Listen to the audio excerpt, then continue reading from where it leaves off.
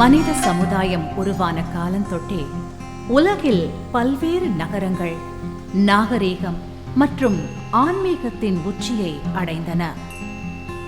பின் சில ஆயிரம் வருடங்களுக்கு பிறகு சுவடே இல்லாமல் அழிந்துவிட்டன. கிரேக்க, எகிப்து, ரோமாபுரி நாகரிகங்கள் சில உதாரணங்கள். இவற்றிற்கெல்லாம் முன்பே கலாச்சாரத்திலும் ஆன்மீகத்திலும் அறிவியலிலும் மேம்பட்டு விளங்கி பல நூற்றாண்டுகளுக்கு பின்னர் இன்றும் அவ்வாறே திகழ்வது பாரத நாடு. தனது மேன்மைக்கு பல இடையூறுகள் வந்தபோதும் ஒவ்வொரு முறையும் சரிவிலிருந்து மீண்டு தனது பெருமையை நிலைநாட்டியே வந்துள்ளது. ஒரு அடிப்படை காரணம், இந்த புண்ணிய பூமியில் பிரதிஷ்டை செய்யப்பட்ட பல ஆயிரம் கோயில்களின் சக்தி அதிர்வுகள் இந்த கலாச்சாரத்தின் வேர்களாக இருப்பதே. இவற்றில் மிக முக்கியமான க்ஷேத்திரமாக திகழ்வது காசி. தொல்பொருள் ஆராய்ச்சியாளர்கள் காசி நகரம் 12,000 வருடங்களுக்கு முன்னரே உருவாகி இருக்கக்கூடும் என்று சொல்கின்றனர். காசி என்ற பெயருக்கு பிரகாசமானது என்று பொருள். ஸ்கந்த புராணத்தில் 15,000 பாடல்களில் பாடப்பெற்றது காசி. நூற்றுக்கணக்கான சக்தி வாய்ந்த கோயில்களால் சூழப்பட்டு ஒரு சக்தி வளையமாக திகழ்கிறது காசி. இன்றளவும் ஆன்மீக வாய்ப்பை அள்ளி வழங்கும் இடமாக அறியப்பட்டாலும் இசை, கலை, கல்வி, கைவினைப் பொருட்கள், பட்டு நெசவு என பல்வேறு துறைகளிலும் புகழ் பெற்றது. ஆயுர்வேதம் காசியில்தான் எழுதப்பட்டது. யோக அறிவியலின் தந்தையாக போற்றப்படும் பதஞ்சலி முனிவர் இங்குதான் யோக சூத்திரத்தினை இயற்றினார். துளசிதாசரின் ராமசரித மானசம் உருவானதும் இங்கேதான். இசையில் தலைசிறந்த பாடகர்களும் கணிதத்தில் புகழ்பெற்ற ஆரியபட்டா போன்றவர்களும் வாழ்ந்த இடம் காசி. இந்தியாவின் தலைசிறந்த சித்தார் மேதை பண்டிட் ரவிசங்கர், ஹிந்துஸ்தானி இசைக்கலைஞர் உஸ்தாத் பிஸ்மில்லா கான் போன்ற பெருமைக்குரிய கலைஞர்களை உலகுக்கு வழங்கியது காசியே. பெனாரஸ் ஹிந்து பல்கலைக்கழகமும் காசியின் அருட்குடையிலே அமைந்துள்ளது. இன்றைய காசி நகரம் நாகரீகம் மற்றும் பொருளாதார வளர்ச்சியின் காரணமாக பல மாறுதல்களை கண்டிருக்கிறது. ஒவ்வொரு நாளும் கூடும் மக்கள் தொகை, சுற்றுச்சூழல் மாசுபடுதல், வணிகமயமாதல் என்று பல இன்னல்களை சந்தித்தாலும் தனது சக்தி நிலையில் பாதிப்பில்லாமல் இருக்கிறது காசி.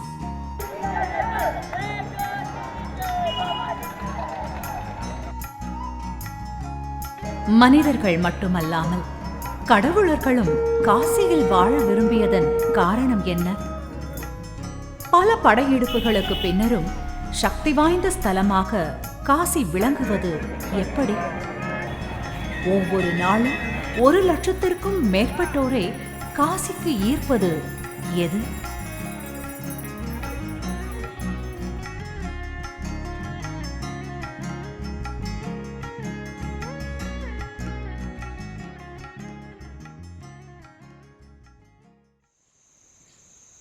இந்த பூமியில் பல இடங்களில் பலவிதமான சக்தி செயல்படுது.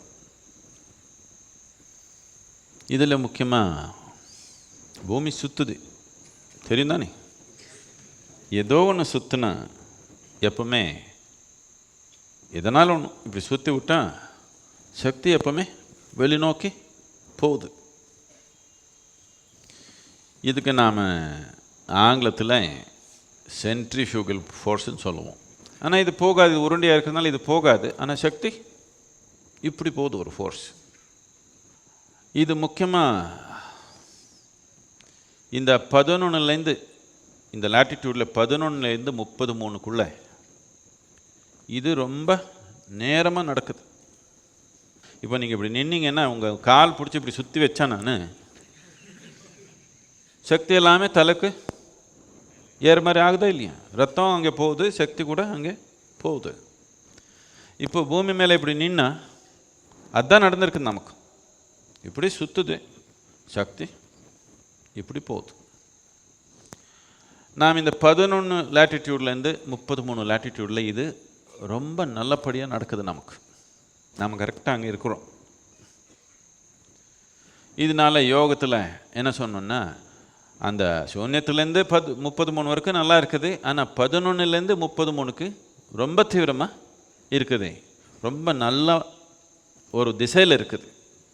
மனிதனுக்கு உபயோகமாக இருக்கிற மாதிரி இருக்குது. இதனால் யோக கலாச்சாரத்தில் நம்ம என்ன சொன்னோன்னா, இந்த யோக விஞ்ஞானத்தில் இந்த ஒரு லேட்டிடியூடில் இருந்தால் தானாகவே சக்தி மேல் நோக்கி போகிறதுனால நாம் கொஞ்சம் முயற்சி பண்ணாலே அது தீவிரமாக போயிடும். இதனால் இது முழுமையாக உலகத்தில் இது ஒரு க்ஷேத்திரம் சொன்னாங்க. இதில் எந்தெந்த தேசம் வருது அங்கே எல்லாம் கொஞ்சம் கவனித்து பார்த்தீங்கன்னா, அங்கே எல்லாம் கொஞ்சம் ஆன்மீகத்துக்கு கொஞ்சம் அறிவு தானாகவே அதிகமாக இருக்கும். கலாச்சாரத்தில் இல்லைனாலும் அங்கே அந்த மாதிரி மக்கள், அந்த மாதிரி தனி மனிதர் கொஞ்சம் அதிகமாக இருப்பாங்க.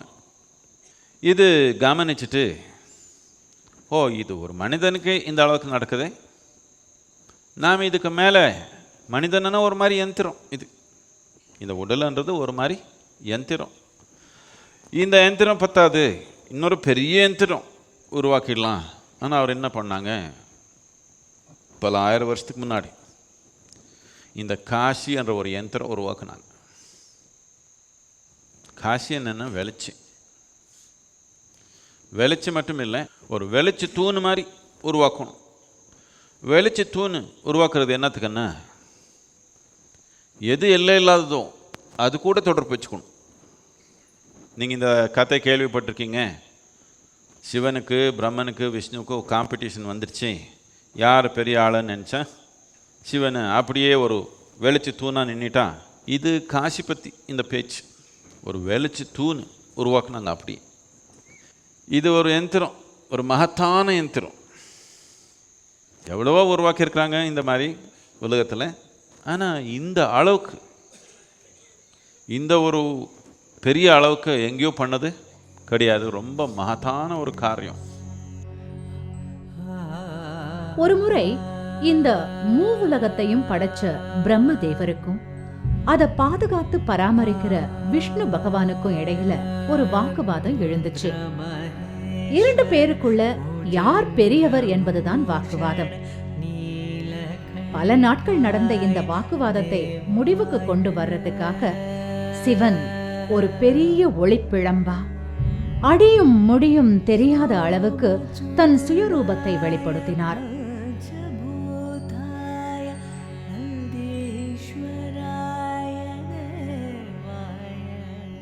அப்பவும் வாக்குவாதத்தை விட முடியாத பிரம்மன் அன்ன பறவையாய் உருவம் எடுத்து இந்த ஒளிப்பிழம்போட ஆரம்பத்தை கண்டுபிடிக்க கிளம்பினாரு.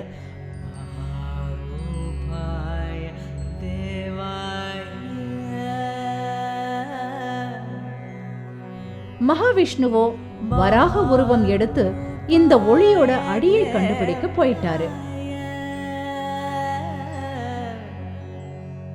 பல யுகங்களா தேடிக்கிட்டே இருந்தாங்க.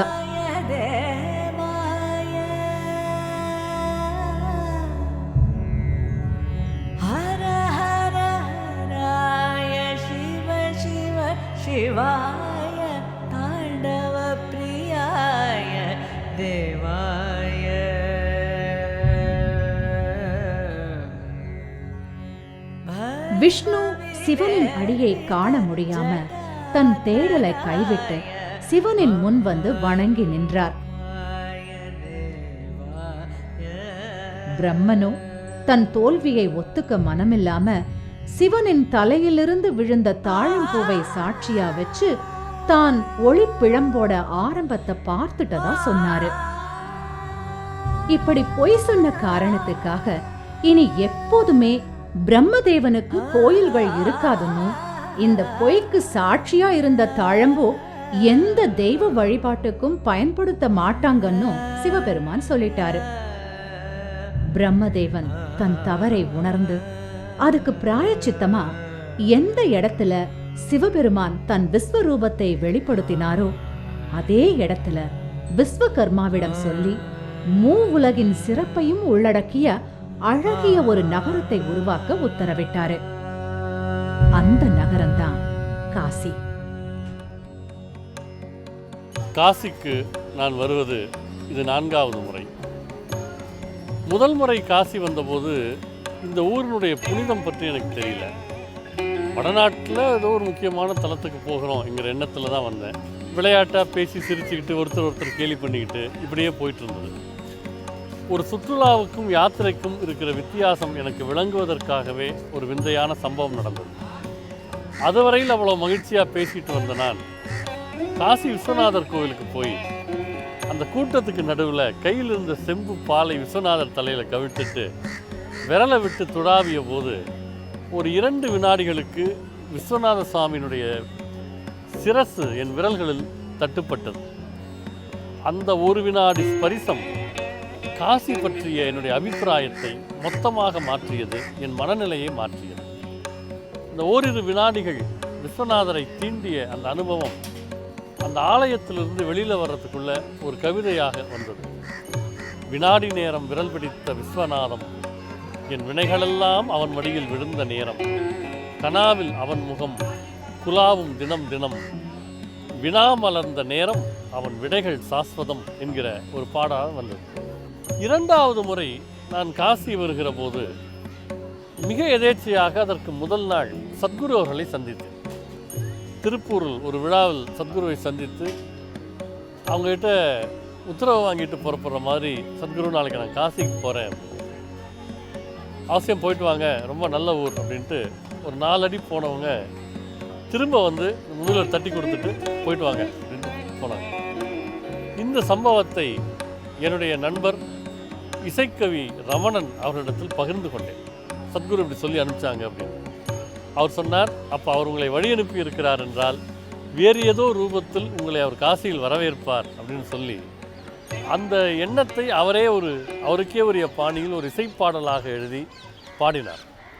அங்கே வழி அனுப்பி இங்கே வரவேற்கும் எங்கும் நிறைந்தவனே, என் இதயம் கலந்தவனே, மண் துகளும் லிங்கமாய் அருள் மருவும் காசியிலே, கண்ணெதிரே ருத்ரனாய் நீ காலார நடப்பதென்ன.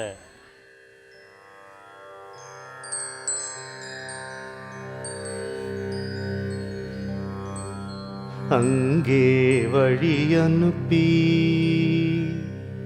இங்கே வரவேற்கும், அங்கே வழி அனுப்பி இங்கே வரவேற்கும், எங்கும் நிறைந்தவனே, என் இதயம் கலந்தவனே, எங்கும் நிறைந்தவனே, என் இதயம் கலந்தவனே, மண் துகளும் லிங்கமாய் அருள் மருவும் காசியிலே, மண் துகளும் லிங்கமாய் அருள் மருவும் காசியிலே, கண்ணெதிரே ருத்ரனாய் நீ காலார நடப்பதென்ன, கண்ணெதிரே ருத்ரனாய் நீ காலார நடப்பதென்ன.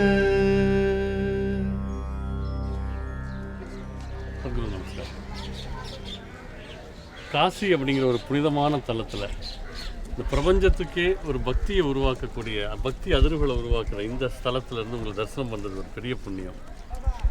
இந்த ஊரை பற்றி சொல்கிற போது வாரணாசி, காசி, பனாரஸ்னு எவ்வளோ பேர்கள் இருந்தாலும் ஒவ்வொரு ஆன்மீக நாட்டம் உள்ளவங்களுக்கும் மனசுக்கு ரொம்ப நெருக்கமான ஊராக இருக்குது.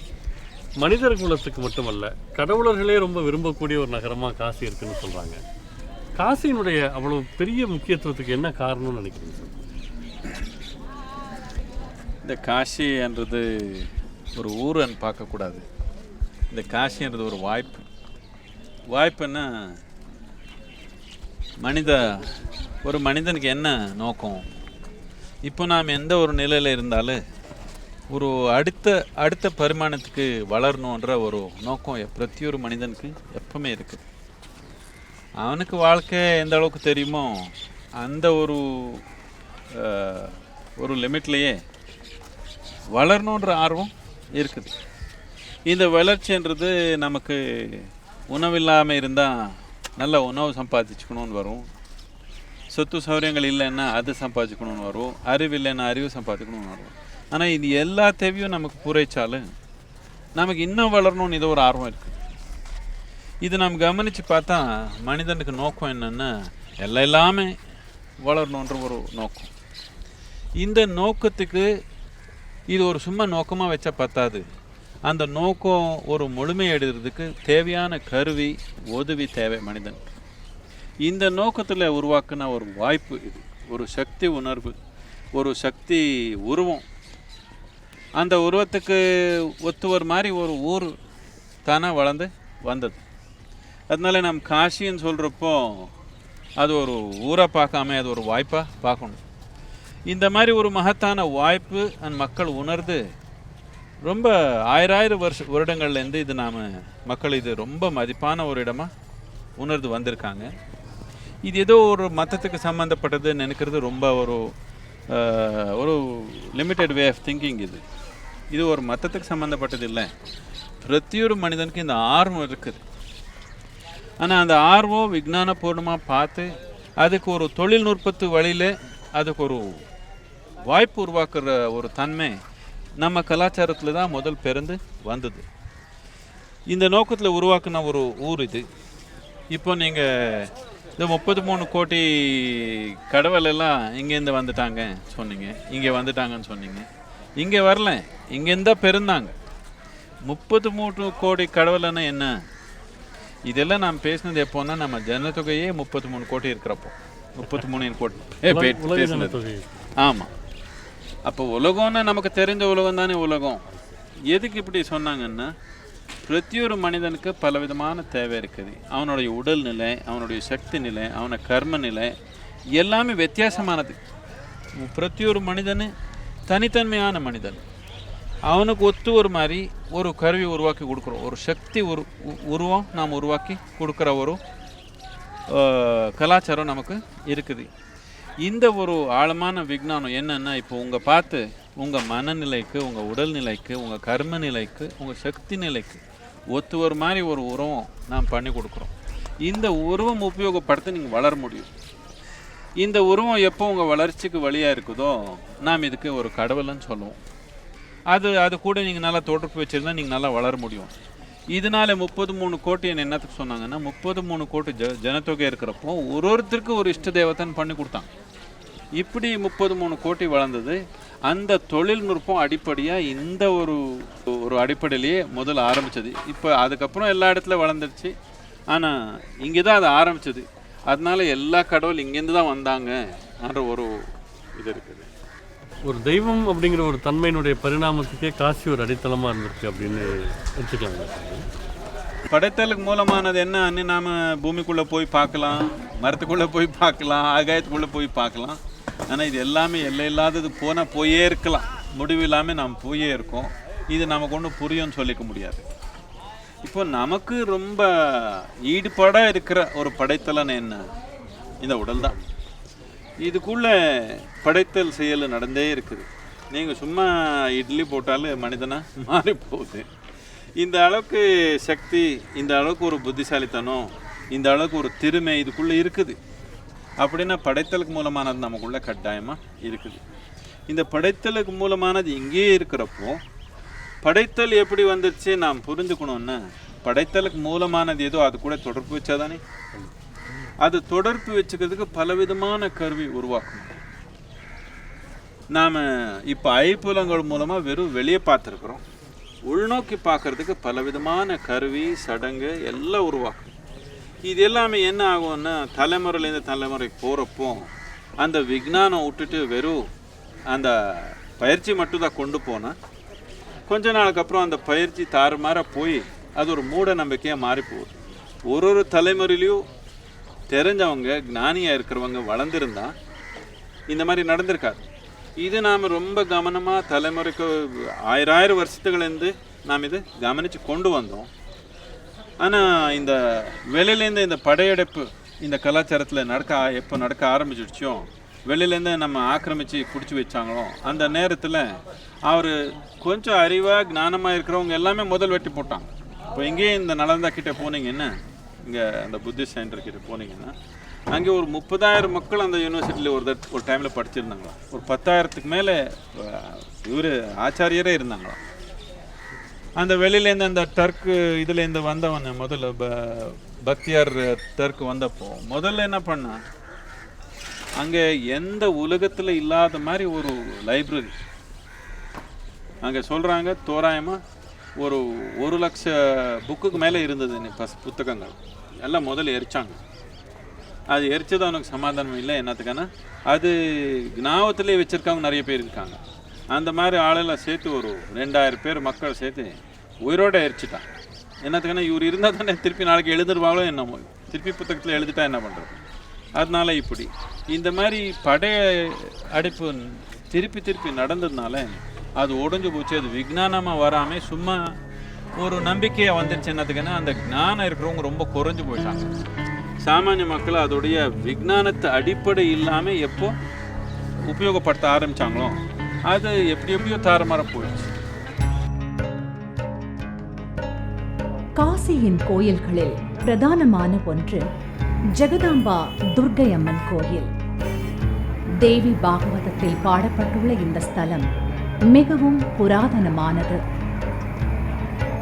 இளவரசன் சுதர்சன் தனது நாட்டிலிருந்து வெளியேற்றப்பட்டு காட்டில் வாழ்கிறான். சுதர்சன் துர்க்கையின் தீவிர பக்தன்.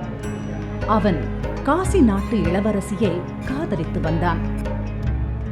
காசி அரசனும் அதற்கு சம்மதித்து தனது பெண்ணை சுதர்சனுக்கு திருமணம் செய்து வைக்கப் போகும் செய்தி அறிந்த அயல்நாட்டு மன்னர்கள் சுதர்சனின் மீதும் காசி மன்னன் சுபாயு மீதும் போர் தொடுக்க வருகிறார்கள். சுதர்சன் துர்க்கை அம்மனை மனமுருகி வேண்ட சிம்ம வாகனத்தில் எழுந்தருளி அவனுக்காக போரிட்டு திருமணத்தையும் அருளிச் செய்கிறாள் அன்னை. பின்னர் தன் பக்தனின் வேண்டுகோளுக்கிணங்க காசி நகரத்திலேயே தங்கி காசி நகரத்தை பாதுகாத்து தன்னிடம் வரும் பக்தர்களின் துயரங்களையும் நீக்கி அருள் பாலிக்கிறாள் ஜெகதாம்பா துர்க்கை.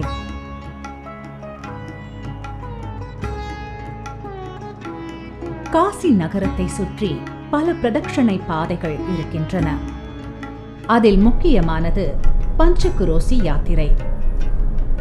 இவற்றில் 5 கோயில்கள் மிக முக்கியமானவை. முதல் கோயில் ஆதி கர்மதேஸ்வரர் கோயில்.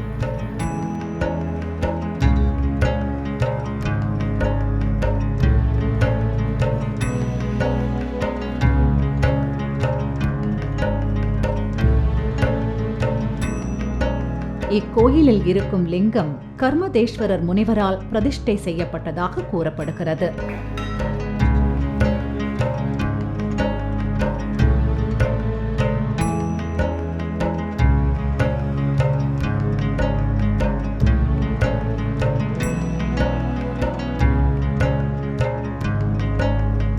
இக்கோயில் ஒரு பெரிய குளத்தின் அருகே அமைந்துள்ளது.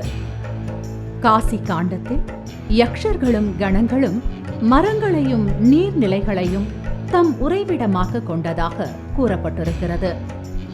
இன்றும் அவ்வண்ணமே அவற்றின் கோயில்கள் அமைந்துள்ளன.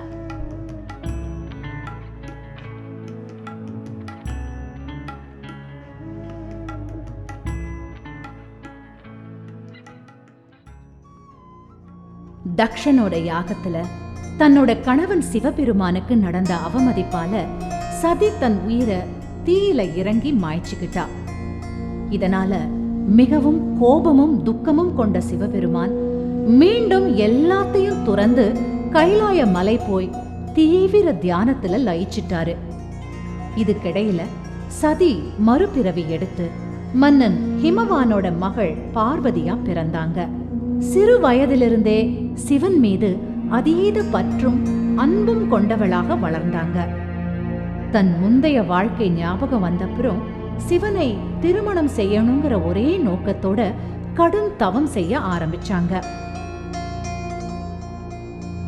ஆதி யோகியாம் சிவபெருமானோட முதன்மை சீடர்களாக இருக்கிற சப்த ரிஷிகளுக்கு பார்வதியோட இந்த தீவிர தவம் தெரிய வந்தது.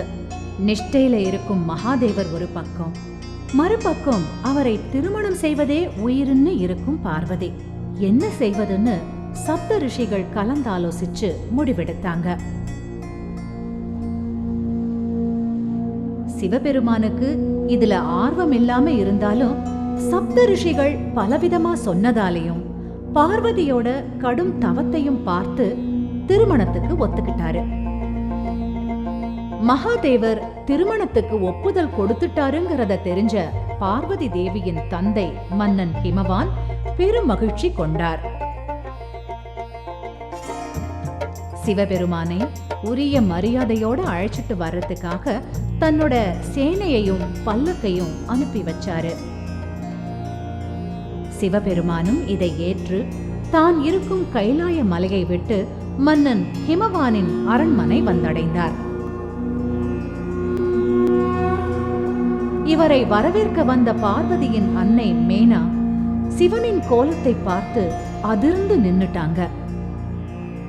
நீண்ட ஜடாமுடியும் உடம்பெல்லாம் சாம்பலும் யானை தோல் உடையும் சிவந்த கண்களையும் பார்த்து மேனா, இவரை திருமணம் செய்யவா என் மகள் இப்படி ஒரு கடுந்தவம் செஞ்சான்னு நினைச்சு மயக்கம் போட்டே விழுந்துட்டாங்க. சூழ்நிலையை உணர்ந்த பார்வதி தேவி சிவபெருமானிடம், தாங்கள் எப்படி இருக்கிறீர்களோ அப்படித்தான் மனம் செய்ய விரும்புகிறேன்.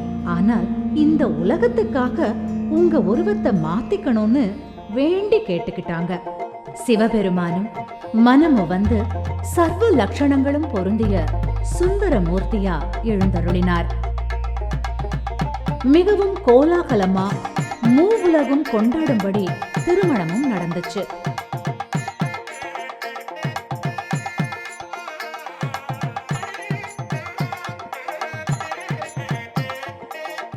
திருமணம் முடிஞ்சு மணமக்கள் விடைபெறும் நேரத்துல மேனா சிவபெருமானிடம், பார்வதி தேவிக்கு கைலாய வாழ்க்கை கஷ்டமாயிடும், அதனால நல்ல ஒரு இடமா தேர்ந்தெடுத்து வாழுங்கன்னு கேட்டுக்கிட்டாங்க. சிவபெருமானும் இதை உணர்ந்து தான் பார்வதி தேவியோட வாழறதுக்கு எது ஏற்ற இடம்னு யோசிச்சாரு.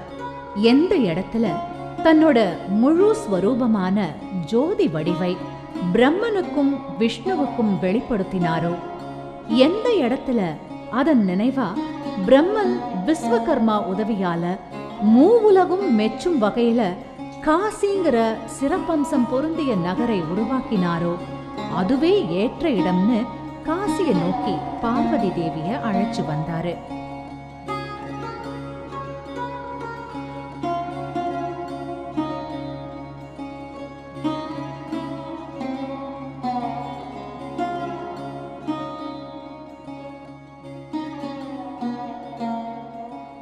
இந்த காசி வந்து சிவபெருமானே வந்து இருக்கணும்னு விரும்பப்பட்ட ஊர்னு சொல்கிறாங்க.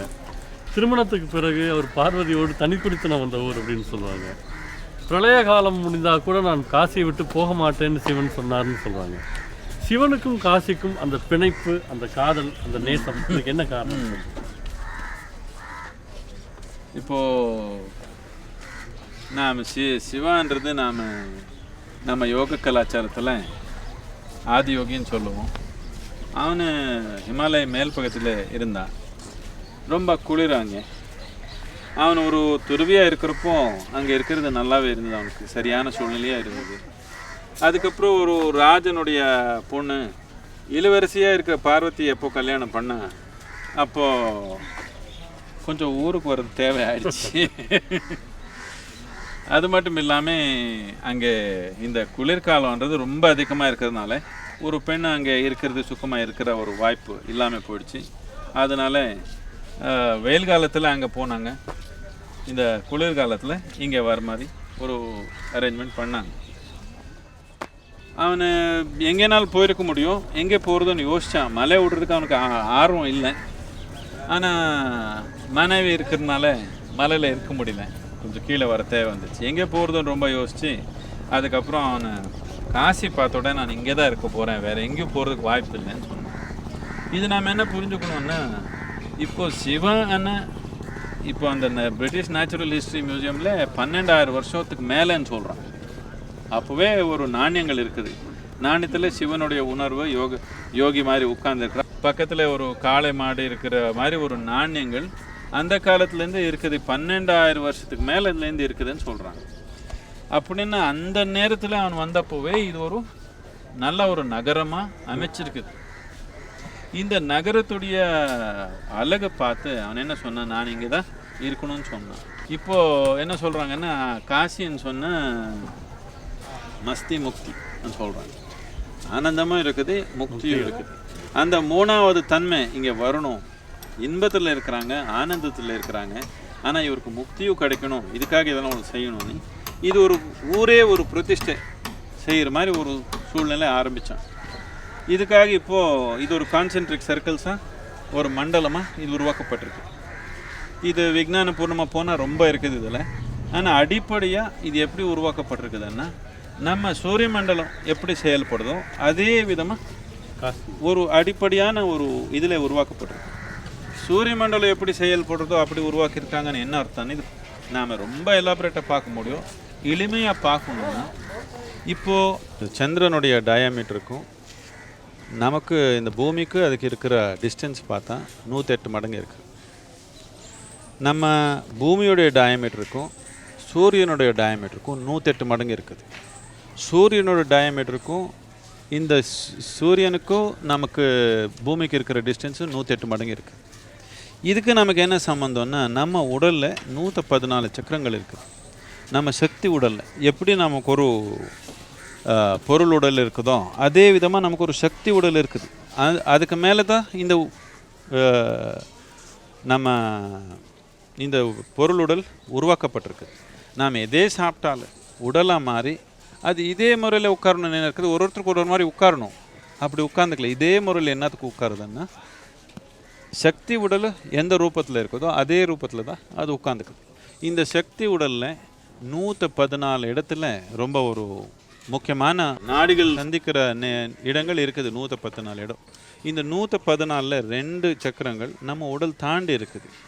உடலுக்குள்ளே 112 இருக்குது. இந்த 112ல் 4 சக்கரங்கள் பற்றி நாம் ஒன்றும் செய்ய தேவையில்லை, அது தானாக அப்படி தான் இருக்குது. நாம் எதனால் செய்யணும்னா, எதனால் சாதனை செய்யணும்னா 108 சக்கரங்கள் மட்டும்தான் நம்ம ஆதீனத்தில் இருக்குது. இந்த 108 சக்கரம் நம்ம ஆதீனத்தில் இருக்கிறதுனால நமக்கு 108 விதமான யோகங்கள், 108 விதமான மந்திரங்கள். நீங்கள் ஒரு ருத்ராட்ச மாலை போட்டாலும் 108 போட்டுக்கிறது பழக்கம். என்ன பண்ணாலும் எந்த மந்திரம் சொன்னாலும் 108. நம்ம உடலுக்கு, நம்ம சூரிய மண்டலத்துக்கு, பிரபஞ்சத்துக்கு ஒரு தொடர்பில் இந்த 108ன்றது ஒரு முக்கியமான ஒரு தன்மையாக இருக்குது.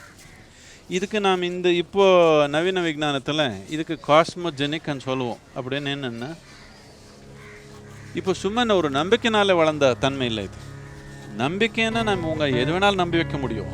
சின்னதுலேருந்து உங்களுக்கு ஏதோ ஒரு கதை சொன்னால் உங்களுக்கு அதே நம்பிக்கை வந்துடும்.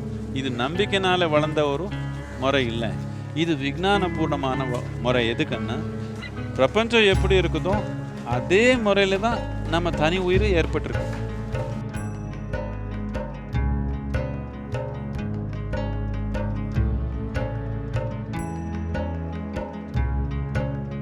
பஞ்சகுரோசி யாத்திரையின் 2வது பெரிய கோயில் பீமச்சண்டி.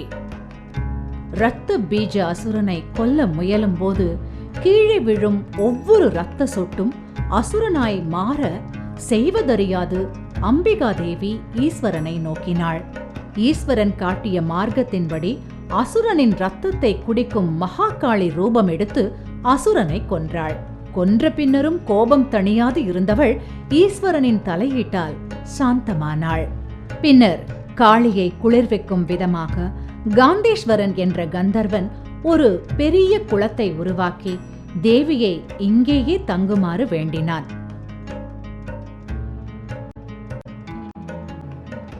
தேவியும் மனமுவந்து பீமச்சண்டி என்ற பெயரோடு இங்கேயே தங்கினாள். இந்த இடத்தில் யார் தன்னை பக்தியோடு வழிபடுகிறார்களோ அவர்கள் என் மகனுக்கு சமமானவர்கள் என்று கூறி இன்றளவும் பக்தர்களுக்கு அருள் பாலிக்கிறாள்.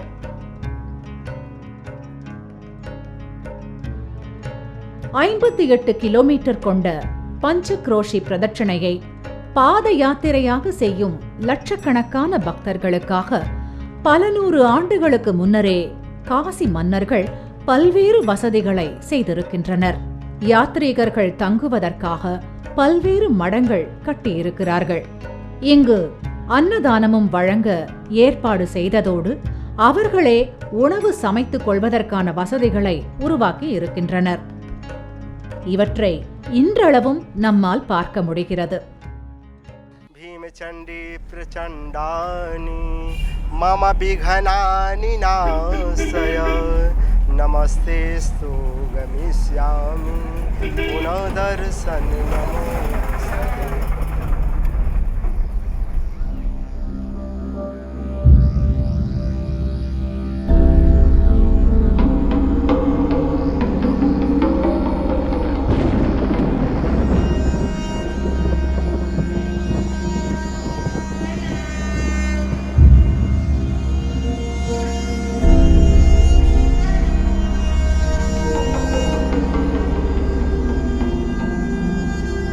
ஒருமுறை சில காரணங்களுக்காக சிவபெருமான் தனக்கு மிகவும் பிரியமான காசியை விட்டு பிரிஞ்சு மந்தார மலையில வாழ வேண்டியதாயிடுச்சு.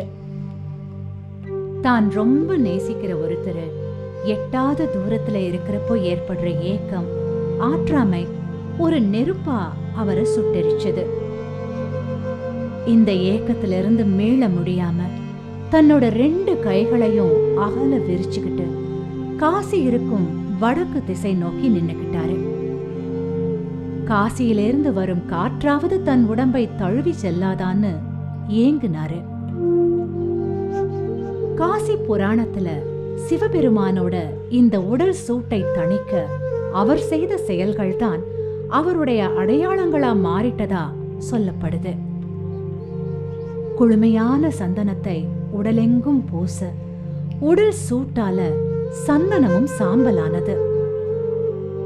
நிலவோட குளுமையான ஒளியால உடம்பு சூட்ட தணிக்கலான்னு அதை எடுத்து அணிஞ்சப்போ முழு நிலவும் பிறை நிலவா போனதாம். பாம்புகள் குளுமைய கொடுக்குன்னு கைகள்ல கங்கணமா அணிஞ்சாராம். கடைசியா கங்கை நதியை எடுத்து தன் தலையில வச்சுக்கிட்டாருன்னு காசி காண்ட புராணம் கவிதை நடையில சொல்லுது.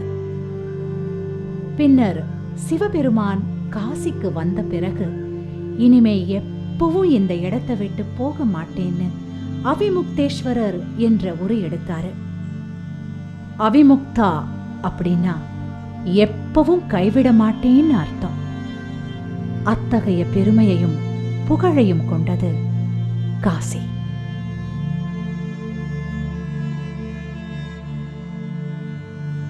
சிவா இங்கே வந்தப்போ அவனுக்கு என்ன இவ்வளோ அழகான ஒரு அருமையான ஒரு நகரம் பார்த்தோடனே இவர் இன்பம் ஆனந்தம் உணர்ந்திருக்கிறாங்க, இவருக்கு முக்தியும் கிடைக்கணும் சொல்லி அவன் என்ன பண்ணான்னா முழு இந்த இந்த ஒரு ஊரே ஒரு மண்டலமாக உருவாக்குறதுக்கு ஏற்பட்டு அந்த மண்டலம் இப்போ கூட அப்படியே இருக்குது. இப்போ கூட மக்கள் அதில் பிரதட்சணை பண்ணுறாங்க. இது 5 விதமான பிரதட்சணை இருக்குது. 5 எதுக்குன்னா சிவானா 5 எப்பவுமே எதுக்கு 5ன்னா 5 பூதங்கள், 5 புலங்கள். இதனால இதெல்லாம் ஒரு ஆக்சிடெண்ட்டாக நடந்ததில்லை. அடிப்படையாக பிரபஞ்சம் உருவாக்கப்பட்டிருக்குது 5 பூதங்கள்னால. 5 பூதங்களுடைய விளையாட்டமே இப்போ நாம் பிரபஞ்சம்னு உணர்கிறோம். இந்த 5 பூதங்கள் கொஞ்சம் நம்ம ஆதீனத்தில் நாம் எடுத்துக்க முடியும்னா நம்ம அடிப்படையே நம்ம வாழ்க்கையில் நம்ம ஆதீனத்துக்கு கொண்டு வர முடியும். இது நாம் பல விதமாக இது நாம் டெமான்ஸ்ட்ரேட் பண்ணியிருக்கிறோம் வாழ்க்கையில். மக்களை இப்போ நீங்கள் சித்த வைத்தியம்னு சொல்கிறீங்க, இது 5 பூதங்களுக்கு சேர்ந்தது. ஆயுர்வேதான்றது மூலிகை அடிப்படையாக இருக்கிற ஒரு வைத்தியம். சித்த வைத்தியன்றது ஒரு இந்த 5 பூதங்களுக்கு சேர்ந்த ஒரு அடிப்படையான ஒரு அடிப்படையில் இருக்கிற ஒரு வைத்தியம். இந்த 5 பூதங்கள் நாம் கையில் எடுத்தால், இந்த பஞ்சபூதம் சுத்தின்றது நம்ம கையில் எடுத்தால் நமக்கு உடலில் இருக்கிற நோய், மனநோய், பலவிதமான தன்மை எடுக்க முடியும். அது மட்டும் இல்லை, ஒரு சக்திசாலியான மனிதனா ஒரு உயர்ந்த மனிதனை நாம் வாழ முடியுன்றது நமக்கு நம்ம கலாச்சாரத்தில் நல்லா ஏற்பட்டிருக்கிற ஒரு உண்மை. இது வச்சு அவனு 5 பூதங்கள் நம்ம கையில் எடுக்கிறதுக்கு என்ன தேவை, அது ஊரே ஒரு உருவமாக, ஊரே ஒரு யந்திரமாக உருவாக்கணும். காசி திருக்கோவிலின் உருவாக்கமே 5 படிநிலைகளில் அமைந்திருக்கிறது. அந்தர்கிரக பாதை. காசி விஸ்வநாத திருக்கோவிலை சுற்றி 7 முறை பிரதட்சணமாக வலம் வருகிற பழக்கம் இருந்திருக்கிறது. அவிமுக்த பாதை. இந்த எல்லையை விட்டுத்தான் தான் எப்போதும் நீங்கப் போவதில்லை என்று சிவபெருமான் உறுதி மேற்கொண்ட இடம். நகர பிரதட்சண பாதை. நகரத்தின் வெளி எல்லையிலான இந்த பிரதட்சண பாதை 25 கிலோமீட்டர்கள் சுற்றளவு கொண்டது. இந்த பிரதட்சண பாதையில் 72 திருக்கோயில்கள் உருவாகியிருந்தன. பஞ்சக்ரோஷி பாதை.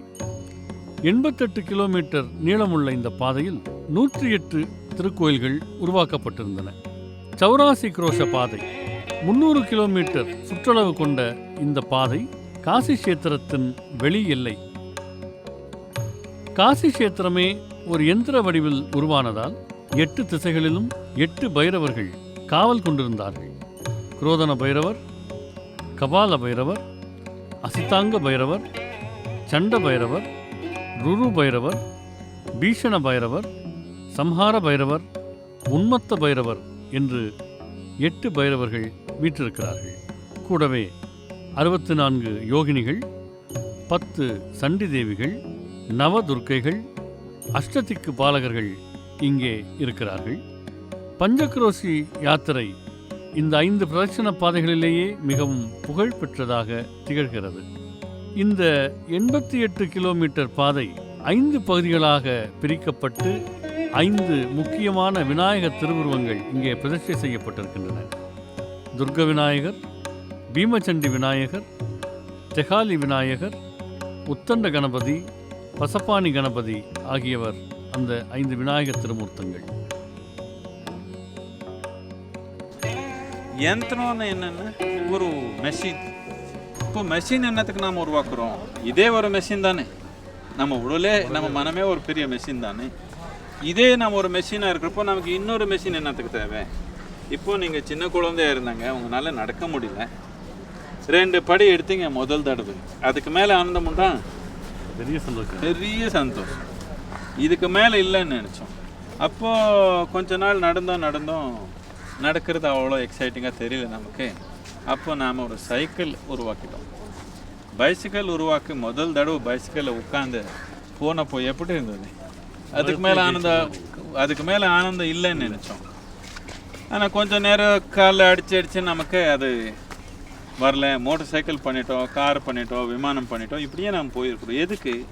நமக்கு என்ன திறமை இருக்கிறதோ அதே திறமை நாம் ஒரு உயர்ந்த நிலைக்கு கொண்டு போகணுன்ற ஆர்வம் எப்பவுமே நமக்குள்ளே இருக்குது.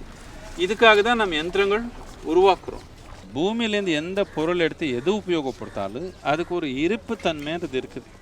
இந்த இருப்பு தான் பொருள் தன்மைக்கு அடிப்படை. இந்த இருப்பு தன்மையே இல்லைன்னா பொருள் தன்மையே இருக்க முடியாது.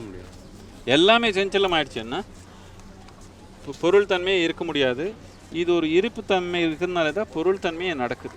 இதனால தான் சத்வா, ராஜஸ், தமஸ்ன்னு சொல்கிறது. தமஸ்னா தப்புன்னு இல்லை, அதனால கொஞ்சம் அந்த இருப்பு தன்மைனால எல்லாமே ஸ்திரமாக இருக்குது.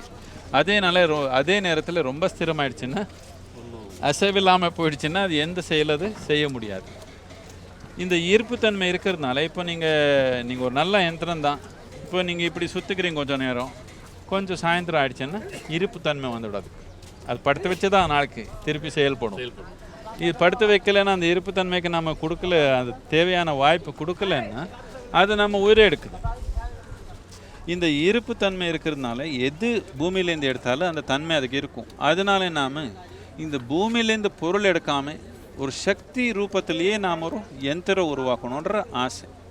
அந்த ஆசையோடு நாம் பலவிதமான யந்திரங்கள் உருவாக்கணும். பலவிதமான யந்திரம், மகத்தான யந்திரம் இருக்குது. நீங்கள் பைரவி யந்திரம், அதோடைய எஃபெக்ட் நீங்கள் பார்த்துருக்கீங்க.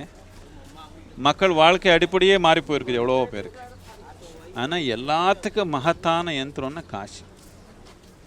இது யந்திரத்துக்கு யந்திரம், இது சூப்பர் யந்திரம். அந்த மாதிரி ஒரு யந்திரம் ஊரே ஒரு யந்திரமாக உருவாக்குனாங்க. இந்த மாதிரி முயற்சி நிறைய இடத்துல நடந்திருக்குது. ஆனால் இந்த அளவுக்கு வெற்றிகரமாக எங்கேயும் உருவாக்குனது இல்லை. என்னத்துக்கு இது சிவனே ஆதியோகியே உருவாக்குனது. ரொம்ப ஒரு பிரமாதமான நிலையை உருவாக்குனாங்க. அதுக்கு தேவையான அடிப்படையை எல்லாம் வச்சு உருவாக்குனாங்க. ஆனால் இந்த படையெடுப்பு திருப்பி நடந்தப்போ அவர் எங்கே முக்கியமாக நாம் புனிதமானதுன்னு பார்க்குறோமோ அதே உடைச்சாங்க. நம்ம கலாச்சாரம் உடைக்கணுன்ற நோக்கத்தில். இதனால் கொஞ்சம் வீக்காக இருக்குது. அப்படியும் இது முழுமையாக எடுக்க முடியல. என்னத்துக்குன்னா முதல்லேருந்து சொல்லியிருக்கிறோம், நம்ம காசின்றது நிலத்து மேலே உட்காந்துக்கலாம், மேலே இருக்குது. இப்போ நான் தியானலிங்கத்தை பற்றி உங்களுக்கு சொல்லி வந்தே இருக்கிறேன் முதல்லேருந்து. என்னென்னா அதுக்கு ஒரு அடிப்படையான வடிவியல் இருக்குது.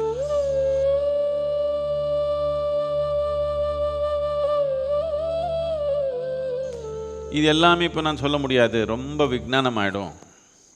அதில் கணிதம் வந்துடும். கணிதம் எல்லாமே பேசிட்டா உங்களுக்கு தலைவலி வந்துடும். அதனால ரொம்ப எளிமையாக சொல்லணும்னு நாம் இது உருவாக்குறப்போ ஸ்பந்த ஹாலன்னு உருவாக்கணும். ஸ்பந்தான்னு என்னென்னா உருவில்லாத நிலையில் இருக்கிறப்போ சக்தி, அதுக்கு ஸ்பந்தான்னு சொல்லுவோம். முதலாவது அதிர்வு வந்துடுச்சு, ஆனால் இன்னும் உருவ வரல, அதுக்கு ஸ்பந்தான்னு சொல்கிறது. அது அந்த மாதிரி நிலை. அதுக்கு ஒரு மாதிரி ஒரு பிரதிஷ்டை பண்ணியிருக்கிறோம். அது அந்த மாதிரி நிலை.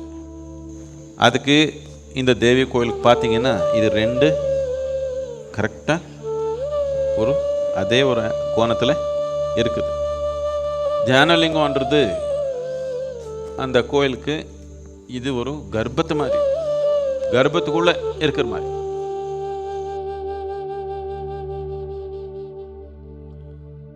கர்ப்பம்னு என்னென்னா இது ஏதோ ஒரு பெண்ணுக்குள்ளே இருக்கிற ஒரு பாகம் நினச்சிக்க வேண்டாம். ஆமாம், நம்ம உணர்வில் அப்படி தான். ஆனால் முக்கியமானது என்னன்னா நம்ம வாழ்க்கையில் ரொம்ப முக்கியமான நேரத்தில், எப்போ நம்ம கையில் எந்த செயல் இல்லையோ, நம்ம படைத்தல இன்னும் நடக்கலை, அந்த நேரத்தில் நம்ம பாதுகாப்பாக வச்சுக்கிற அந்த இடத்துக்கு நாம் கர்ப்பம்னு சொல்லுவோம். இது இந்த கணிதமெல்லாம் தேவையா? சும்மா அப்படி சக்தி பண்ண முடியாதான்? பண்ண முடியும், ஆனால் ரொம்ப நாள் இருக்காது. அது சரியான முறையில் இருந்ததா அது எப்போவுமே உயிரோட்டமாக இருக்கும். இல்லைன்னா ரொம்ப நாள் அது இருக்காது. இது ஒரு க்ஷேத்திரம்தான். இந்த ஒரு வாய்ப்பு இப்போ நாம் உருவாக்க போகிறோம். என்னென்னா இதுக்கு க்ஷேத்திர சந்நியாசம்னு சொல்லுவோம். வந்த முதல் உறுதி என்னென்னா என்னமே நடந்தால் இங்கே இருக்கிறவங்க எல்லாம் பிடிச்சி நம்ம அடித்தாலும் சரி, நான் போக மாட்டேன். இங்கேருந்து ஒரு ஒரு ஒட்டம் உருவாக்குறோம். இந்த ஒட்டம் தாண்டி வெளியே கால் வைக்க மாட்டேன், என்னமே நடந்தாலும் சரி. நோய் வந்தால் ஹாஸ்பிட்டலில் சென்னையில் இருக்குதே, இல்லை அப்படி இல்லை, நோய் வந்தால் இங்கே தான். இந்த ஒட்டம் தாண்டி போக மாட்டேன். இந்த மாதிரி 3 ஒட்டம் போட போகிறோம். ஒன்று ரொம்ப நெருக்கமான ஒட்டம், ரொம்ப தைரியம் இருந்தால் அதுக்குள்ளே இருக்கலாம். இல்லை கொஞ்சம் அப்படி சுற்றி வரணும்னு இன்னொரு ஒட்டம், இன்னும் கொஞ்சம் சுற்றி வரணும் இன்னொரு ஒட்டம். ஆனால் இந்த 3 வட்டத்துக்குள்ளே தான் ஏதோ ஒரு வட்டத்தில் ஒரு தடவை உறுதி எடுத்தால் அதுக்குள்ளே தான் இருக்கிறது. என்னத்துக்குன்னா இது அறிவில்லை, இது கரைஞ்சு போகிற தன்மை. அந்த சக்தியிலேயே இருந்தால் தான் கரையுது. 3 நாளுக்கு வரைய போய் அங்கே சுற்றி இங்கே சுற்றி வந்தால் இது கரையாது. கடல் புரிஞ்சுக்கணுன்னா நாம், கடல்ன்றது நம்ம உணர்வில் எல்லை இல்லாது தான்.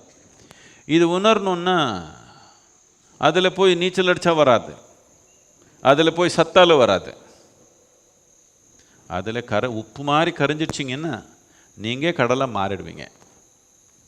க்ஷேத்திர சந்நியாசம்னா அப்படி இங்கே இருக்கிற சக்தியில் அப்படியே கரைஞ்சு போகணும். அதை தாண்டி அந்த ஒரு லைன் தாண்டி நான் வெளியே கால் வைக்க மாட்டேன். என்னமோ நடக்கட்டும், எனக்கு பிடிச்சாலும் சரி பிடிக்கலனாலும் சரி, நாளைக்கு சாப்பாடே கொடுக்கல அவர் எனக்கு ஆசிரமத்தில், என்னமே பண்ணாலும் சரி, இந்த லைனை தாண்ட மாட்டேன்னா தாண்ட மாட்டேன். நாம் இந்த சக்தியில் கரைஞ்சு போகணுன்ற ஒரே ஒரு நோக்கம். ஒரு வெளிச்சு தூணு எல்லாம் இல்லாமல் போய்க்குது.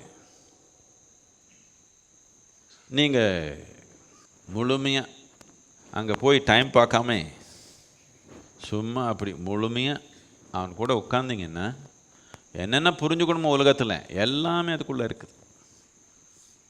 எந்த புத்தகம் திறக்க தேவையில்லை நாம். அதுக்கப்புறம் யாரும் நம்ம என்ன கேட்க தேவையில்லை, எல்லாமே அங்கே இருக்குது. அதுக்கு தான் ஒன்றும் அர்ப்பணை பண்ண முடியாதங்க, தேங்காய் உடைக்க முடியாது. எதுக்குன்னா நீங்கள் அங்கே போனால் மார்க்கெட் பிளேஸ் பண்ணிவிடுவீங்க. நான் 2 தேங்காயை உடைச்சேன்னா நீ என்ன பண்ண எனக்கு?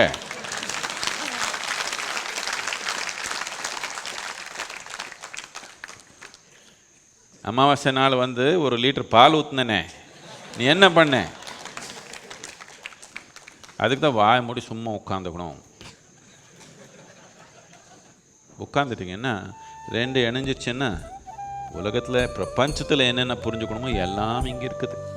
இங்கே இருக்குதுன்னா இங்கேயே உட்காந்துருக்குதான், அப்படி இல்லை, வெளிச்சு தூண் இருக்குது. உங்களுக்கு அதுக்கு தொடர்பு வந்துடுச்சுன்னா எல்லாமே இங்கே இருக்குது. இந்த தியான லிங்கத்துக்கு அந்த கல்லுன்றது வெறும் ஒரு ஸ்கெஃபோல்டிங்காக, ஒரு சப்போர்ட்டாக தான் யூஸ் பண்ணோம். சக்தி உருவம் இப்போ முழுமையாயிடுச்சு. இப்போ அந்த கல் எடுத்துட்டாலும் அது அப்படியே இருக்கும்னு சொன்னோம். இது அதே மாதிரி தான். ஆனால் இது இவ்வளோ பெரிய யந்திரமாக இருக்கிறதுனால கல் எடுக்கக்கூடாது. இவ்வளோ மகத்தான யந்திரமாக இருக்கிறதுனால எடுக்கக்கூடாது. அது மட்டும் இல்லாமல் யந்திரத்துக்குள்ளே யந்திரம் உருவாக்குனாங்க. அடிப்படையான யந்திரம் போலனாலே அந்த சுத்த உருவாக்கின யந்திரங்கள் உடைஞ்சு போகிறதுக்கு வாய்ப்பு இருக்குது. ரொம்ப டேமேஜ் ஆகிருக்குது. அப்படி இருந்தாலும் வாட் இஸ் லெஃப்ட் இப்போ இருக்கிறது பார்த்தாலும் ஒரு மகத்தான யந்திரம் தான். அது அந்த உணர்வுடைய தான் இங்கே வந்தால் நம்ம முக்திக்கு உதவியான ஒரு யந்திரம் இருக்குது. அதோடைய ஆவரணத்தில் நம்ம இருந்தாலே நமக்கு ஒரு முக்தி கிடைக்கும்னு முதல்லேருந்து அது உணர்ந்து தான் அந்த ஒரு கலாச்சாரமே ஏற்பட்டிருக்கு.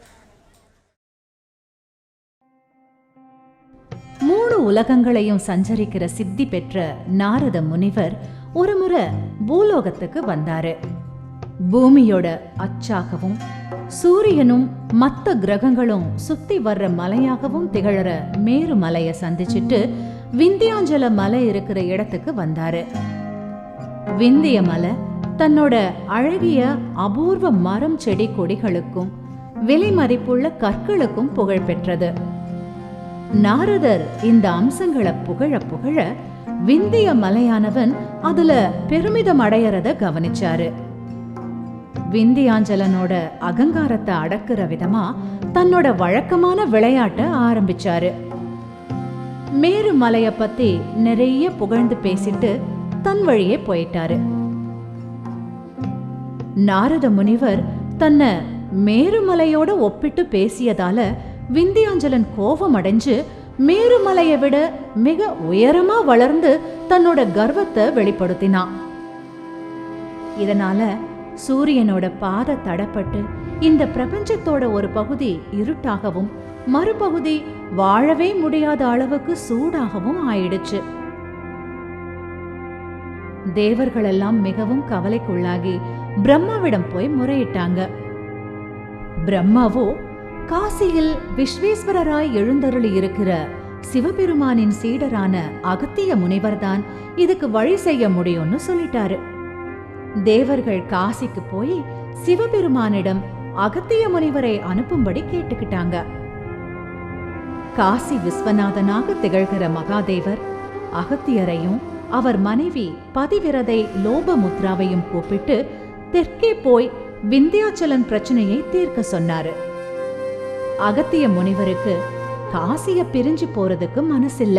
அதே நேரத்துல மகாதேவரோட சொல்ல நிறைவேற்றவும் செய்யணும். அப்படின்னா இந்த பிறவியில மறுபடியும் காசிக்கு வர முடியாதுன்னும் தெரியும். கடைசி முறையா கங்கையில முங்கி எழுந்து காசியையும் கங்கையையும் சிவபெருமானையும் மனமுருக பாடினாரு. பின்னர் கனத்த மனசோட லோபமுத்ராவோட நடக்க ஆரம்பிச்சாரு. கடலையும் விழுங்கிய அகத்திய முனிவர் தன்னை நோக்கி வருவதை விந்தியாச்சலன் கேள்விப்பட்டான். இந்த பிரபஞ்சத்துல சூரியனுடைய பாதையை மறைச்ச தன் மாபெரும் தவறை உணர்ந்து பயந்து நடுங்கிட்டான். அகத்திய முனிவரை வணங்குற விதமா விந்திய மலை தன்னோட உருவத்தை சுருக்கிடுச்சு. சூரியனோட ஒளி பயணமும் தொடர்ந்தது. அகத்திய முனிவர் விந்திய மலைய தான் திரும்பி வர்ற வரைக்கும் அதே நிலையில இருக்கும்படி கட்டளையிட்டாரு. அதுக்கு பிறகு அகத்தியரும் லோபமுத்ராவும் விந்திய மலைக்கு தெற்கே கோதாவரி ஆற்றோட கரை வழியா கோலாப்பூர் போனாங்க.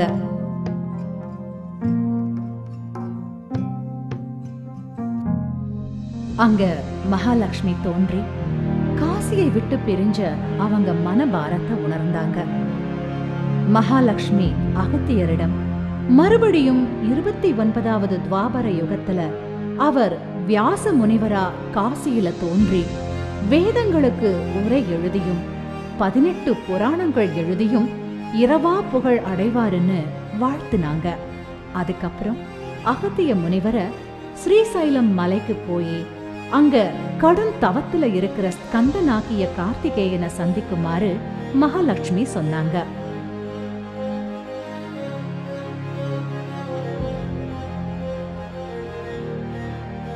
அகத்திய முனிவரை பார்த்த கார்த்திகேயன் ரொம்ப சந்தோஷத்தோட அவரை ஆற தழுவினா. காசி நகரத்துல ரொம்ப நாட்கள் வாழும் பாகியம் பெற்ற அகத்தியரை தொடுவதையே மேன்மையா கார்த்திகேயன் நினைச்சான். அகத்தியர் தனக்கும் கார்த்திகேயனுக்கும் எதனால காசி மேல இவ்ளோ பிரியமும் ஏக்கமும் இருக்குதுன்னு கேட்டாரு. கார்த்திகேயன் காசி எப்படி தோன்றியது, அதனுடன் தொடர்புடைய நிகழ்ச்சிகளை ஒவ்வொன்னா அகத்தியருக்கு விளக்கமா சொல்ல ஆரம்பிச்சான்.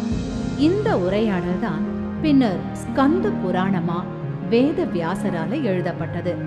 இதுல காசி காண்டம் அப்படிங்கிற பகுதியில 15,000 பாடல்கள் மூலம்தான் நமக்கு காசியோட அடிப்படையே தெரிய வருது.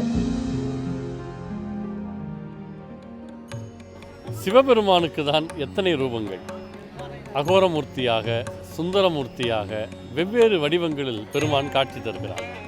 ஒரு நாமம் ஓருருவம் இல்லானுக்கு திருநாமம் பல சொல்லி தெள்ளேனம் கொட்டோமோ என்று மாணிக்கவாசகர் கூட சொல்கிறார். காசி நகரில் ஆதிகாலம் தொடங்கி லிங்க வடிவில், உருவ வடிவில், வெவ்வேறு ரூபங்களில் சிவபெருமான் காட்சி தருவதனுடைய தாற்பயம் என்ன, அங்கே இறைவனுடைய அருள் காசியில் எப்படி கிடைக்கிறது என்பதையெல்லாம் சத்குரு அவர்களிடம் கேட்டபோது அவர்கள் மிக நுட்பமாக அந்த அம்சங்களை விளக்கினார்கள். சத்குரு, காசி முக்திக்கான ஒரு கருவியாக பயன்படுத்துவது சொல்லுங்க. நம்ம தமிழ்நாட்டில் திருவாரூரில் பிறந்தா முக்தி, காசியில் இறந்தா முக்தி, திருவண்ணாமலை நினச்சா முக்திலாம் சொல்கிறாங்க. நிறைய பேர் இறந்தா முக்திங்கிறதுனால இறக்குற போது காசி வந்தால் போதும்னு நினைக்கிறாங்க. ஆனால் காசிக்கு வர்றவங்க அந்த தலத்தை பயன்படுத்திக்கிற போது, நீங்கள் சொல்கிற அந்த ஈஸ்வரனை வணங்குற போது, இங்கே இருக்கிற ஓம்காரேஸ்வரர் அப்படின்னு சொல்கிறாங்க, அபிமுக்தேஸ்வரர்னு சொல்கிறாங்க, கேதாரேஸ்வரர்னு சொல்கிறாங்க, விஸ்வநாதன் சொல்கிறாங்க. இந்த சிவ அம்சங்களுக்கெல்லாம் இருக்கக்கூடிய தனி சிறப்புகள் என்ன சார்? இதெல்லாம் எப்போ சொன்னாங்கன்னு நம்ம கொஞ்சம் புரிஞ்சுக்கணும். ஒரு 1000 வருஷத்துக்கு முன்னாடி உங்கள் திருக்கடையூர் இருக்குதே, அங்கே பிறந்தீங்க நீங்கள் காசி போகணும்னு விரும்புனீங்கன்னா எவ்வளோ கிலோமீட்டர் வேணும் தெரியுமா? பல ஆயிரம் கிலோமீட்டர், 2500 கிலோமீட்டர் வரைக்கும் வரணும். நடந்து வரணும். ட்ரெயின் கிடையாது, ஏரோப்ளேன் கிடையாது, இதெல்லாம் கிடையாது. நடந்து வரணும். நடந்து 2500 கிலோமீட்டர் நடந்து வரணுன்னா திரும்பி வர்ற பிளான் வச்சுக்க மாட்டீங்க. அப்படி தானே? சேர்ந்தா போதும், திரும்பி போகிறது எப்படி? இங்கே போகிறதுக்குள்ளே மாதக்கணக்கில் வருடக்கணக்கில் ஆகிடும். திரும்பி போகிறதுக்கு ஒன்றும் இல்லை. அதனால முக்திக்காகங்கிறப்போ கொஞ்சம் பொறுப்பெல்லாம் முடிச்சுட்டு அதுக்கப்புறம் இங்கே கடைசி நேரத்தில் இங்கே வாழி போய்க்கலான்ற இது ஒரு ஆன்மீகத்து ஒரு சட்டம் கிடையாது. இது டிரான்ஸ்போர்ட்டேஷன் பிரச்சனை. இப்போ டிரான்ஸ்போர்ட்டேஷன் பிரச்சனை இல்லாததுனால நீங்கள் எந்த வயசுலனாலும் இது உபயோகப்படுத்த முடியும். அந்த சிவ அம்சங்கள் பற்றி கேட்டீங்க. இங்கே காசியில் என்ன சொல்லுவாங்கன்னா, காசி கா கங்கர் சிவசங்கர் அப்படின்னு இங்கே இருக்கிற ஒரு கல் கூட சிவன் தான். இது சிவனே எப்படி சொல்லிட்டான்.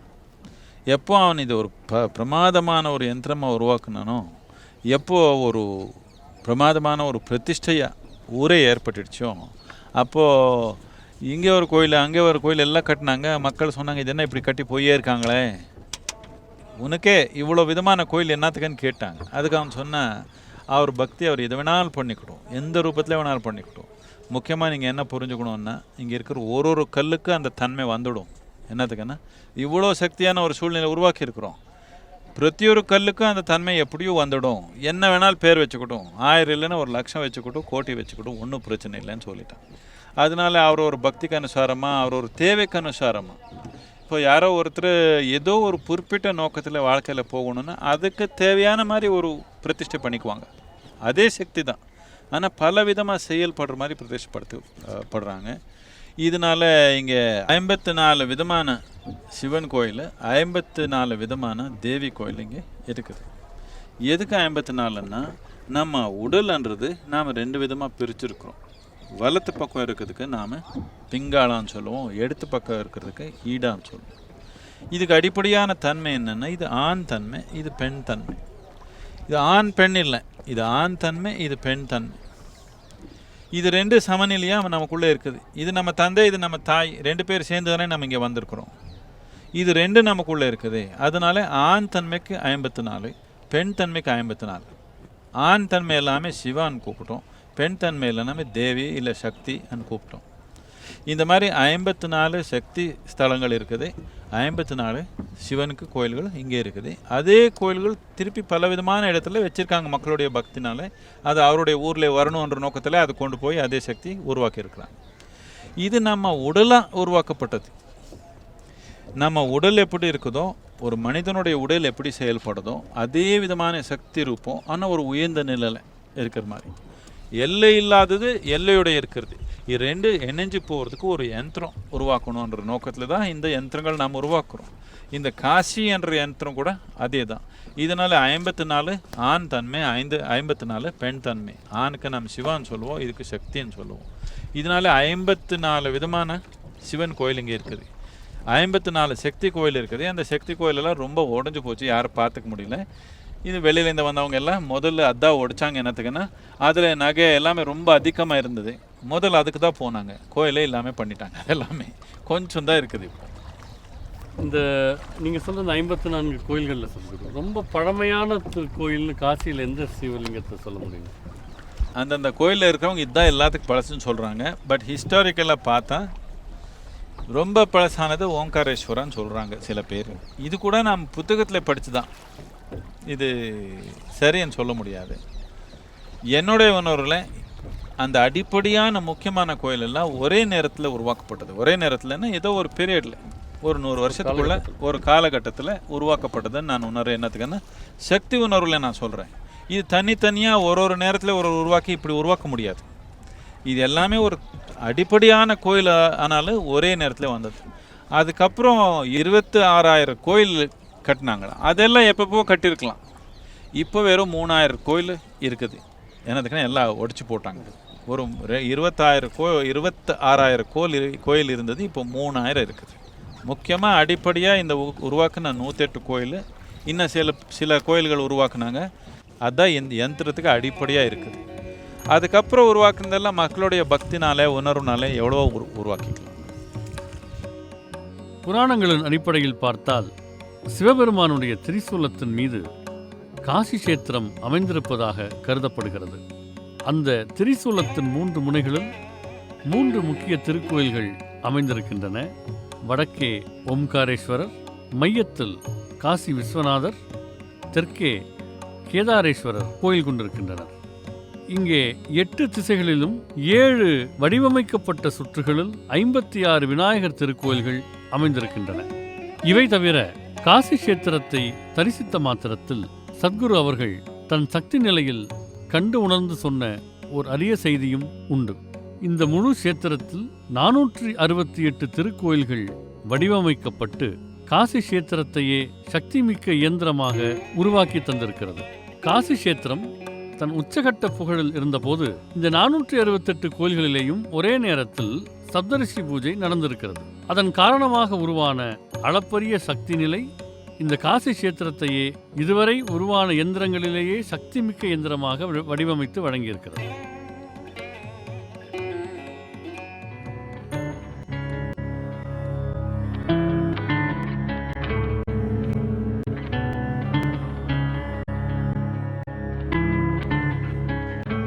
தேஹலி விநாயகர் கோயில் காசி மண்டலத்தின் மேற்கு வாயிலாக அமைந்துள்ளது.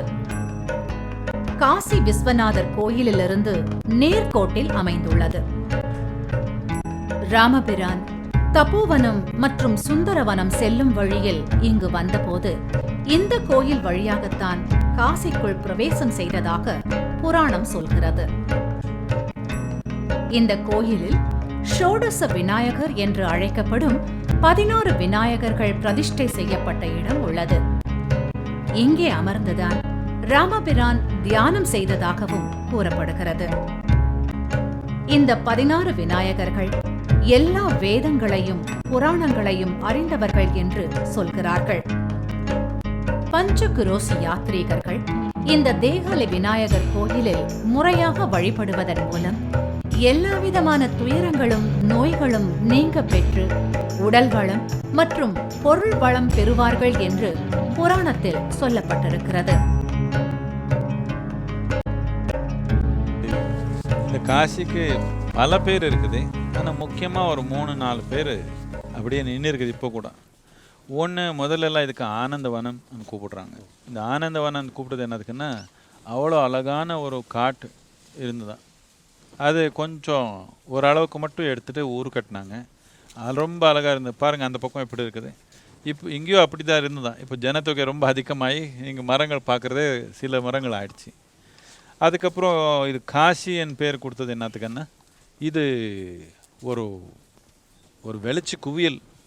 ஒரு இங்கே வந்தால் ஒரு வெளிச்சி முடிவில்லாமல் மேலே போதும். அந்த கதை கேட்டிருக்கீங்க நீங்கள். ஒரு 2 பேர் விஷ்ணு பிரம்மா மேலே கீழே போனது எல்லாமே என்னத்துக்குன்னா, இது எல்லாமே வளருது.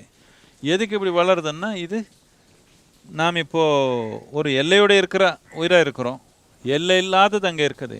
2க்கு தொடர்பு மாதிரி ஒரு வெளிச்சி, ஒரு அறிவு சேர்ந்ததுனால இது எல்லை இல்லாத ஒரு வெளிச்சி குவியல்னு சொன்னாங்க. அதனால இதுக்கு காசின்னு சொன்னாங்க. இன்னொன்று இதுக்கு பனாரஸ்ன்னு சொல்கிறாங்க. பெனானா இது ஒரு ஒரு ஓட்டம். ரசன்னா ஒரு ரசம், ஜீவரசம்ன்றது ஓடுது, சும்மா அப்படி அளவில்லாமல் கொட்டுறதுனால இதுக்கு பனாரஸ்ன்னு பேர் கொடுத்தாங்க. வாரணாசின்றது இது ஒரு ஜியோகிராஃபிக்கல் நேம். இந்த 2 ஆறு இங்கே இதுக்கு சேருது, கங்கா கூட சேர்ந்துக்குது. இப்போ நாம் இருக்கிறது இந்த அஸ்ஸி காட்டுன்றது இதுக்கு நெருக்கமாக அங்கே சேருது. அது கொஞ்சம் ரொம்ப சின்ன ஒரு நதியனே சொல்ல முடியாது, அந்த அளவுக்கு ஆயிடுச்சது. அந்த பக்கம் வரணான்றது இன்னொன்று இருக்குது. 2க்கு நடுவில் இந்த ஊர் உருவாக்குனதுனால 3 பக்கமும் நமக்கு ஒரு தண்ணி இருக்கிறதுனால இதுக்கு வாரணாசின்னு கொடுத்தாங்க. முதல்லலாம் உபயோகத்தில் காசின்ற பேர் தான் உபயோகமாக இருந்தது. இந்த 47 நமக்கு ஃப்ரீடம் வந்தப்போ ஏதோ ஒரு காரணத்தினால இதுக்கு வாரணாசின்றது அஃபிஷியல் நேமாக கொடுத்துட்டாங்க. இல்லைன்னா வாரணாசின்ற நேம் ரொம்ப உபயோகத்தில் இல்லை. முதல்லேருந்து சம்பிரதாயமாக காசி என்ற பேர் தான் உபயோகமாக இருந்தது.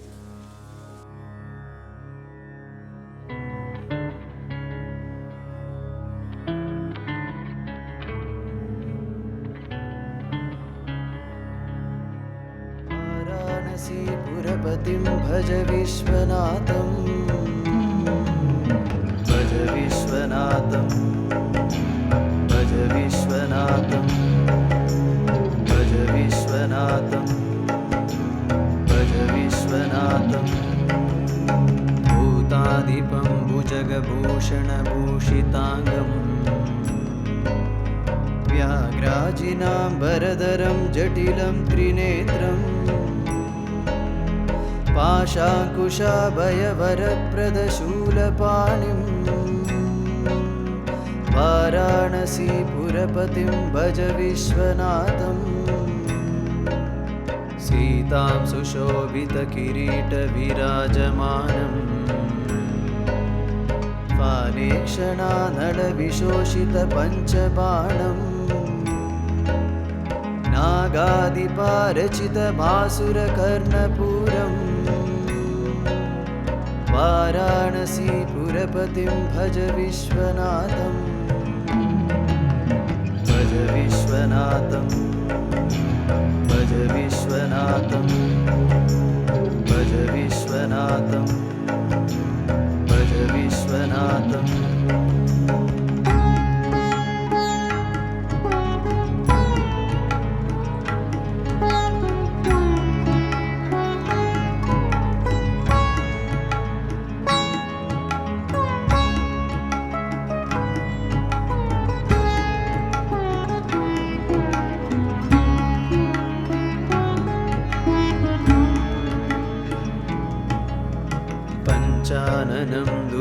मत्तमदङ्गजाना